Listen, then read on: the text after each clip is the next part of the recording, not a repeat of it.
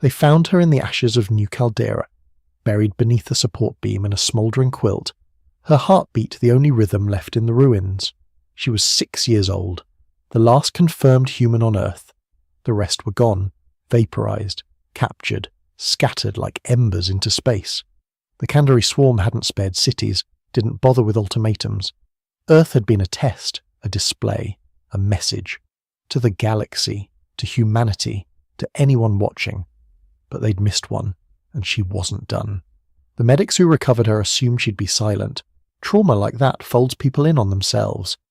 But when she opened her eyes on the evac ship and saw the void where her planet used to be, she didn't cry. She whispered something. The translator didn't catch it. But the ship's AI did. Its targeting system blinked awake. Its weapons bay pulsed. Because the whisper was a command. Her name was Nara Iden. She became a symbol almost overnight. Not just a survivor, but the survivor. Governments rallied. Orphan colonies built shrines. Military recruiters printed her image on posters they weren't brave enough to distribute. But she never spoke in public. Until the summit. It was held on Echelon Station, a neutral ground for species who hated each other only slightly less than they feared the Kandari. Dozens of systems had been lost. The swarm was spreading like rot across the stars, and humanity, fractured and leaderless, was presumed dead, extinct, a cautionary tale. Then a single human child stepped onto the galactic stage, barefoot on metal, with a satchel clutched to her chest. Silence fell, and she whispered again. There were no amplifiers, no booming voice, no stirring music, only the sound of her breath against words carefully chosen, sharp enough to cut through fear. You watched us burn. You measured the fire, but not the spark. You thought our silence was surrender. She opened her satchel and pulled out a small cracked music box, her mother's, they'd later learn, and placed it gently on the podium.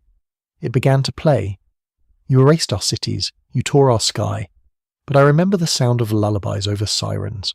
I remember my father's hands burned from shielding me. She paused, looked up, eyes wide and utterly steady, and I remember how he said we never start wars. We end them. Some species in the room didn't understand the gravity of her words. Not then, but others did. They felt it. The weight of that whisper. The intent behind the softness. The war that began not with drums, but with memory. Within hours, covert Terran sleeper fleets across 3 sectors reactivated. They hadn't been dead. They'd been waiting for a signal only Nara could give. The whisper had been encoded, a voice print embedded with military protocol overrides, dead man satellite triggers, shipboard ignition phrases. It wasn't a speech. It was a key. The Kandari swarm didn't react at first. They had consumed civilizations older than human trees. A child couldn't concern them.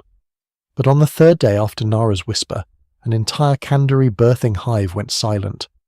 On the 4th, Earth's dead moon transmitted a single line. Echoes grow teeth. Then it detonated, taking a Kandari dread cyst with it. By the end of the week, Ghost Fleet's long thought destroyed returned. Upgraded, unrecognizable, human. Each one bearing a mark on its hull, a small handprint in ash. Nara never took a title. She never shouted, never gave a second speech. But wherever she went, weapons responded. AI constructs bowed, rebel groups unified, dormant codes buried in Terran tech flared to life when her voice touched comms. Some called it sorcery, others divine revenge.